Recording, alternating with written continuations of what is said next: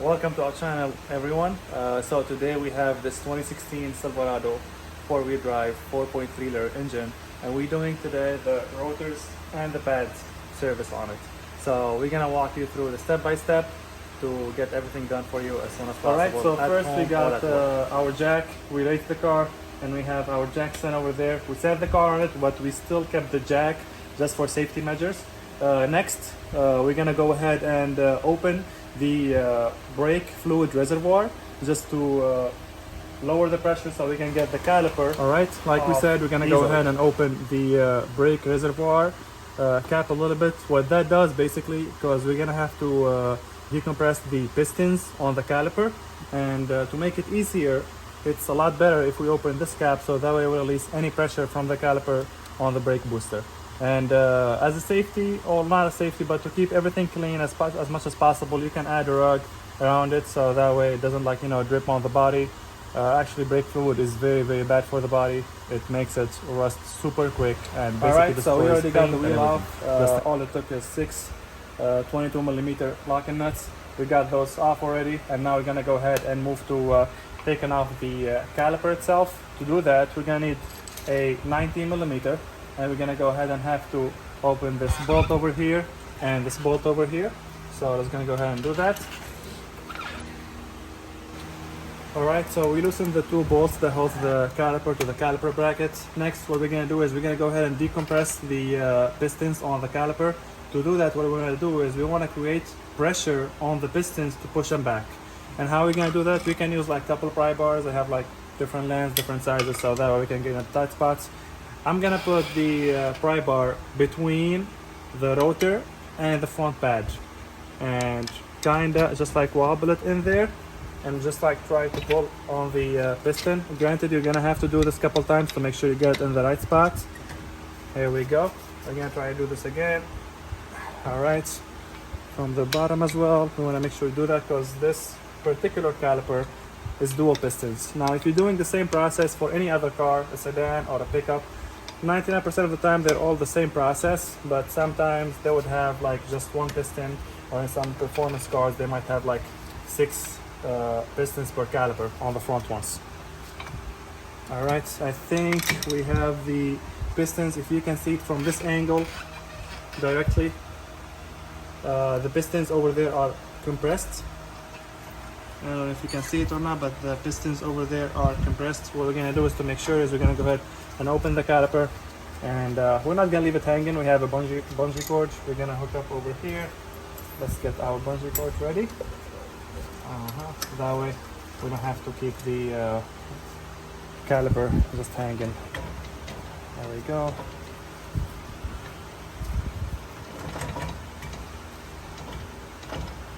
There we go.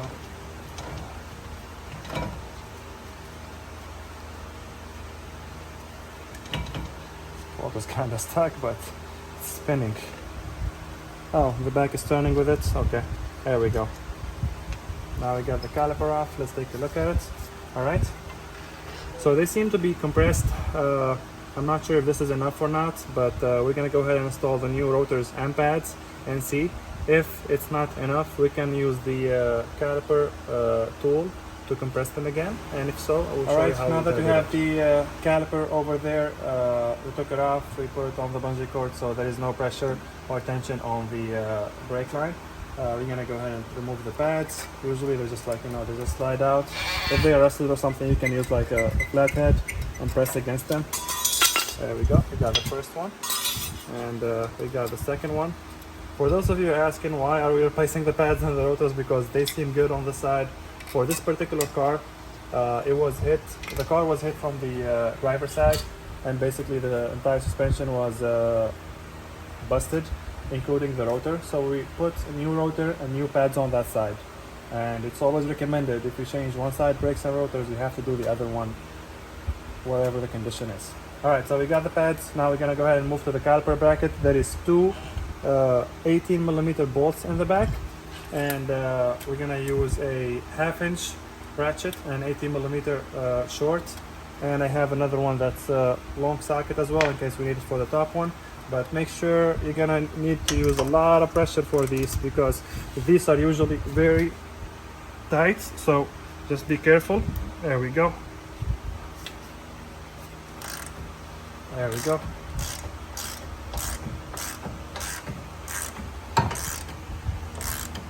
We're gonna do the same thing for the top one, and once we get this off, we'll show you what we're gonna do next. All right, so we got the two 18mm bolts out, and we're gonna go ahead and remove the caliper bracket.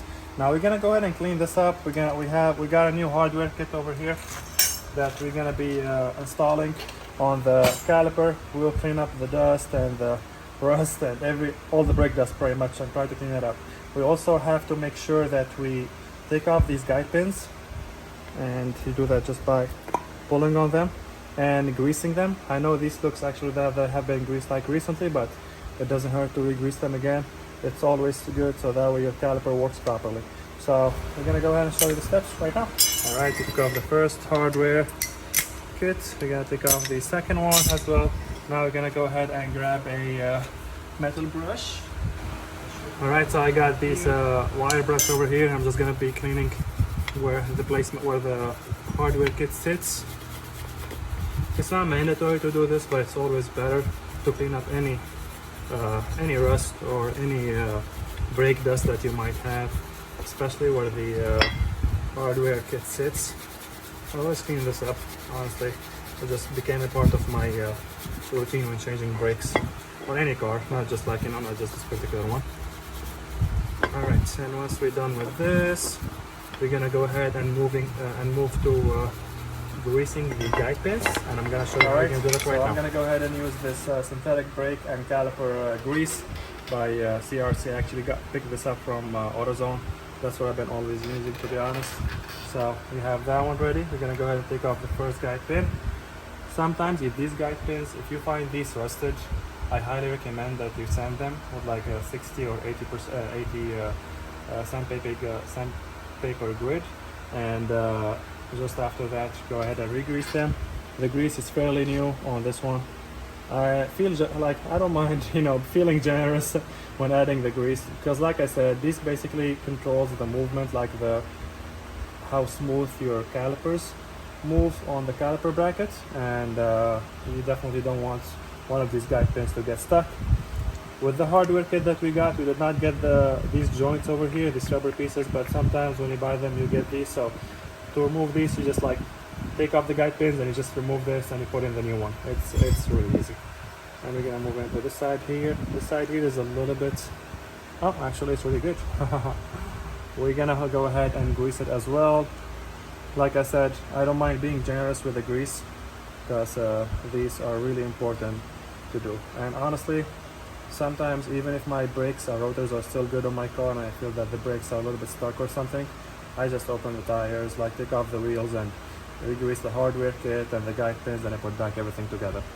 It's really, really important, especially if you live in a city or state where it snows a lot or rains a lot. You definitely want to make sure these are alright. So to remove the rotor, there is a T30 screw over here. Usually these are rust out, so what I do is I usually just put the socket on them and tap them a little bit, just to break any rust or something. Sometimes I might even use WD-40 or PB Blaster. In this scenario, I just tapped it a little bit, and I'm using like I said, a T30 torque bit and a 1/4" ratchet, and I'm gonna go ahead and try to open it, and here we go. There we go. That was actually really smooth. Yeah, these rotors and pads have definitely been changed recently. Unfortunately, like I said, for the owner of this car was hit recently on the driver's side, and he had to replace the entire suspension. All right, we got that T30 torque screw out, and we're gonna go ahead and remove this rotor. So let's see how we're gonna do that. Oh, okay, this one was actually easy. Some cases when the back of the rotor rusts out, you will have to tap it a little bit, like with a let me show you, with a hammer. So tap it a little bit here, a little bit there, like opposite direction. Keep doing that process, and try to pull on the rotor while you do that.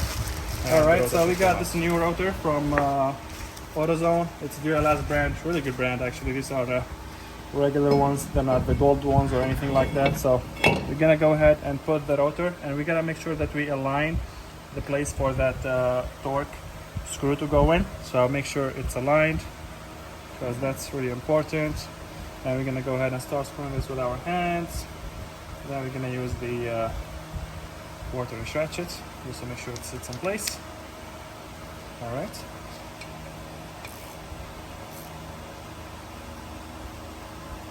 There we go. Now that's sitting there. We're gonna go ahead and move and start putting everything back together. I'm just gonna clean up a little bit of the rust behind the rotor where the caliper, not the caliper, where the rotor sits. So I'm just gonna clean up a little bit of the rust. I do add grease, to be honest with you. I always feel like it's important to keep these areas here greased up and lube, basically, because whoever is gonna work after me, whether he's gonna replace the rotors again or replace the bearing, wheel bearing, or CV axle or whatever, and he has to take off all this stuff, I hope it goes smooth for him, because, you know, I already greased up basically everything that I opened. But like I said, you don't have to be excessive with it, just a little bit. And now I'm gonna go ahead and add some grease. I'm gonna use the same grease, just a little bit. It doesn't have to be much, just a little bit around here, because that's where the rust usually gets the most. All right, a little bit here, a little bit there. And now we're gonna go ahead and install the. All right, so I have the hardware kit over here for the caliper for this caliper bracket over here, and all I'm gonna have to do is just like push them, make sure they sit properly. Is this for the other side? No, not this. No, that is actually for this side. Yeah, they can be a little bit tricky. Just make sure you push them in place. Keeps falling, but let's see. All right, so we just have to push it like that. There we go. That side set already. I'm gonna make sure we push on this side. There we go. Now the side as well. They have kind of these pins that you pushes in. I don't know if you can see it or not, but you just have to make sure it's aligned. So I'm gonna do this again. There we go. I think we got it this time. There you go. If you can come closely so you can see it, see how it's sitting on that side and on the other side, and make sure it's aligned and in the center, not too far to the side or the other side. I'm gonna do the same thing for the other side, and then we're gonna go ahead and install the caliper. All right, I have my 1/2-inch gear wrench ratchet and my 18mm socket. I'm gonna go ahead and start tying the top one. So this has to be approximately as tight as when you were taking it off. So just be careful. You might need to use a 1/2-inch. Probably will be easier to maneuver and less risk of the socket coming out of the bolt and damaging the bolt itself. So make sure you tie this up, and we're gonna show you what we're gonna do next. All right, now we have the caliper bracket ready, greased up. We greased the guide pins, we put the new hardware kit, and now we're gonna go ahead and install it. So make sure it aligns, and you can start by putting the screws and like just tying them with your hand a little bit. So just basically at this point want it to sit down, and then we can go ahead and tie it with our 18mm socket. There we go. All right.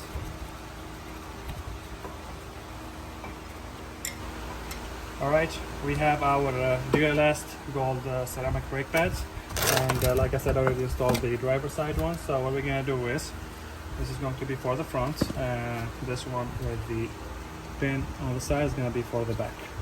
So first thing, like I said, I always like to grease everything basically, just to make sure everything sits properly and not forced. So I'm gonna go ahead and grease it up a little bit from here, a little bit from there, and I'm gonna go ahead and start putting the first one. Oh, not the other way around. All right, there we go. That was easy. We're gonna go ahead and do the same thing for the other side. So we're gonna grease it up a little bit here, and a little bit there. I just have to put this on there, and that was easy as well. Now what we're gonna do is we're gonna grab our caliper and see if the caliper will sit and if the piston will be compressed enough. All right, so let's try that. Okay, so I don't think this is actually enough. So we're gonna go ahead and grab our tool and show you how we're gonna compress this. All right, piston. We have this disc brake caliper tool set from O'Reilly. Again, this video is not sponsored. I'm simply showing you what I'm using personally. You can grab this from Morali. It's not really expensive. It's almost have all the pieces and everything that you need to decompress the piston for most of the makes and models. So let's go ahead and grab this. All right, and we're gonna see the size that we need. Mostly we're gonna use this because there we go. As you can see, we just have to compress it. There is no pattern for us to actually spin it or anything. Usually these use them mostly for the rear calipers, like on most of the cars. But it comes in handy. Well, like I said, you are at a pickle. So I'm gonna start pressing this slowly. There we go.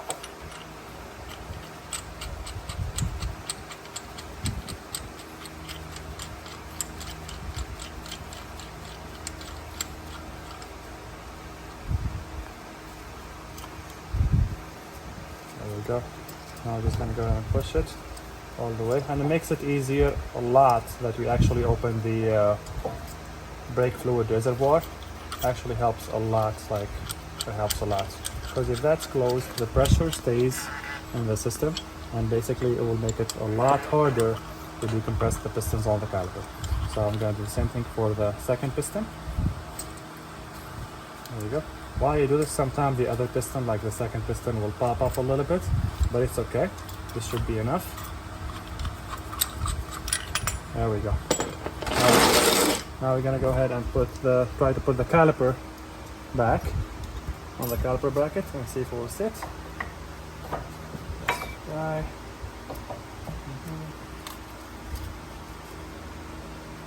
Got pins in place. I think we need to compress it a little bit more. All right, so I got the caliper and I just had to compress it a little bit more. I'm gonna go ahead and grab the screws for it.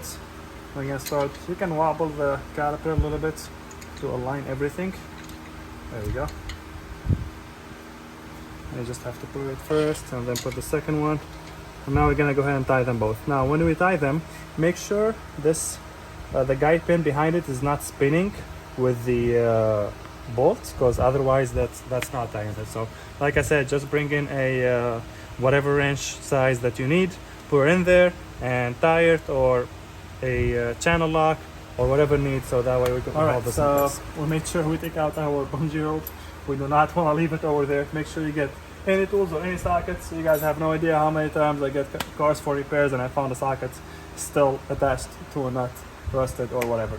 So that basically sums it up. We put our rotor back, we put the screw back, the Torque T30 that holds basically everything, that holds the rotor against the wheel bearing, and we put our bracket back, the caliper bracket, we put our flat caliper back, and we make sure everything is tight. Always go over everything, make sure all the bolts are tight. You definitely do not want to mess up a brake job, whether it's for your car. One last thing I forgot to mention earlier, you guys, after you put everything back together, make sure you put the cap for the brake fluid reservoir back in. Make sure the level is on max and it's not like overfilled or below the minimum. Once this is done, the last thing we have to do is we make sure to torque the lug nuts specifically on each phase that we open. So we're gonna go ahead and show you that right now. For this car is 140 foot-pound torque, and we're gonna go ahead and make sure. There we go. This one is actually tied already. And when putting the lug nuts back, make sure you always go like in a star shape, so that way everything sits properly and flushed. There we go. Yeah.